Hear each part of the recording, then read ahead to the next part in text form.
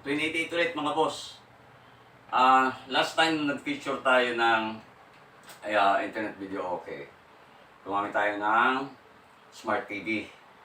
So itong nasa harapan ko, CK-HT21. So ito yung mas malakas na version noong MT21. At bumili na rin ako ng CK-DAM H1. So ito ay mic mixer. Ang supply nito mga boss hanggang 36 volts pareho. Pero sa ngayon gagamitin natin ay 24 volts 5 amperes. And since mini, dito tayo kukuha ng music or yung video okay sounds dito na rin sa YouTube. So napaka-portable nito. Gawa nyo lang ng isang maliit na lalagyan. Gagamit din tayo ng 3 speaker. Puro D8. So kung paano ko siya ikinabit, sunsunin na lang natin. You are watching Twin88 channel. Don't forget to subscribe.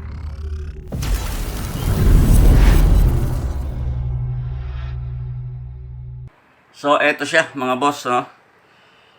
Etong mic mixer natin. So meron siyang input dito.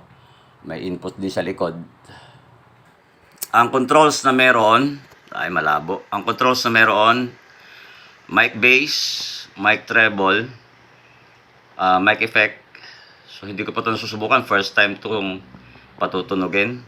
Mic volume and music volume. So may Bluetooth input din to.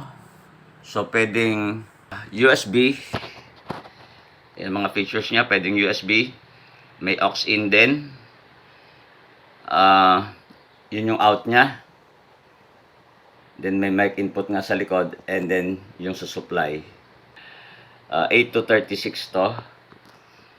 Ito namang CK-HT21 na to. Ayan yung volume niya. Andito yung kanyang power. Sa knob na to. So i-click nyo lang siya ganyan. Tapos bass control, treble, volume ng sub at saka yung frequency adjustment. So ito yung power rating niya.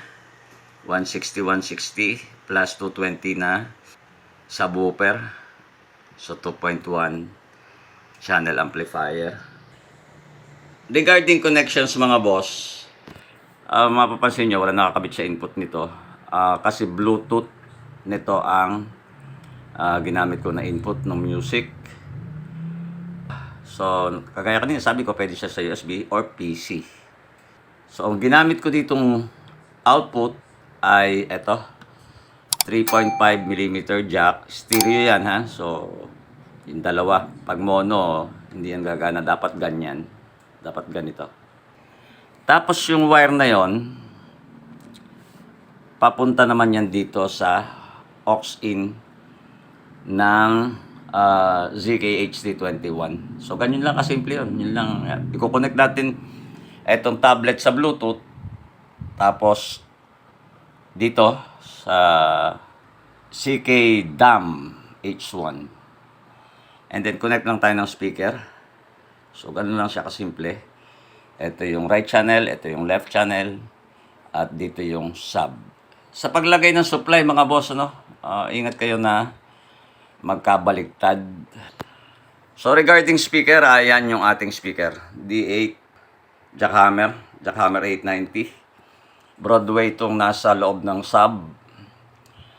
At doon sa kabila ay jackhammer din and Kevlar na mid.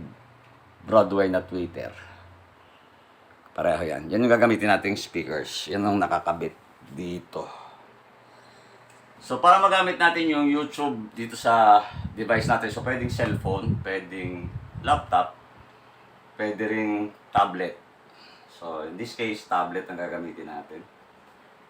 So para i-connect siya doon sa, remember yung device natin, hindi doon sa amplifier, hindi doon sa CK-HT21 i-connect. Doon yung siya i-connect sa CK-DAM, doon sa mixer. Punta lang kayo sa settings ng inyong device. Settings. And then doon sa Bluetooth, select nyo lang yung Bluetooth dito. Tapos i-on nyo lang. And then may makikita yan. Ito kasi na-connect ko na. So yun. Yung CK, mag-focus ka. CK-DAM doon nyo siya i-connect. Pag connected siya, nakalagay na sa kanya, in use, okay na yan. Ito nga pala mga boss, no? Pag naka-pair na yung CK Dam na to sa device nyo, naka-steady lang yung blue na ilaw na yan. Pag hindi siya naka-pair, nagbi-blink yan. So, gamit nating mic ay wireless. Walang kamatayang Reyes mic. Yan pa rin, napakatagal na rin yan. So, i-on natin. Yan yung setup niya. So, after natin may on yung mic. Check, hey, test, okay din yung audio. Yung effects, okay. So ngayon, pwede na kayong pumili ng kanta sa YouTube. So, pag nakapili na kayo ng kanta sa device nyo or sa cellphone, kung sa cellphone ang gagamitin, okay na yan. Pwede na kayong mag-video okay.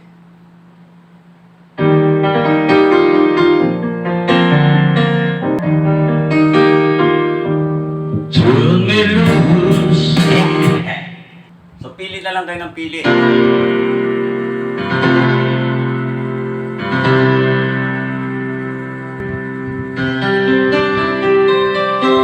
When I was younger, so much younger than today.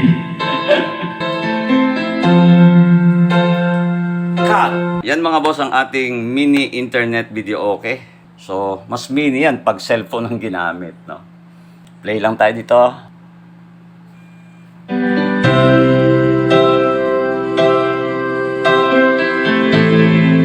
So, ayan mga boss. Doon sa mga nagpaplanong maggawa ng sariling video okay sa bahay. So, hindi na nga ganun kasi ka-importante na may player ka. Basta may internet ka, meron tayong device na pwedeng gamitin sa internet. May video okay na pwede na may video okay. Isang simpleng setup lang to na hindi naman siya ganun kamahalan. Parang 900 plus pa. Hindi ko matandaan kung magkano ang bili ko dito. Dito sa sa CK Dam, ang bili ko dito is 800 plus. So, plus yung speaker, kung anong speaker meron kayo, may video okay na kayo sa bahay. So, hanggang dito na lang muna ulit, mga boss. Yeah, yeah.